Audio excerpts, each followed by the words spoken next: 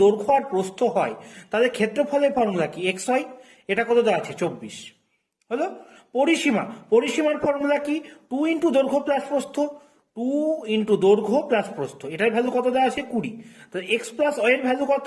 X plus Y এর value 20/2 মানে 10, তাই তো? এবার দেখো এমন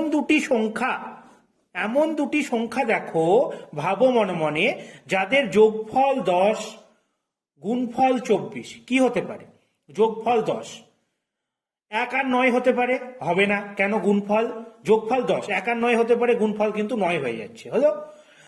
2 8 16 হবে না, 3 7 21 হবে না, 4 আর 6 একদম, 4 আর 6 হচ্ছে দৈর্ঘ্য আর প্রস্থ পেয়ে গেলাম, তাই তো? তাহলে কর্ণের ফর্মুলা হচ্ছে √4² প্লাস 6² মানে √16 প্লাস 36, তার মানে হচ্ছে √52, তার মানে হচ্ছে 2√3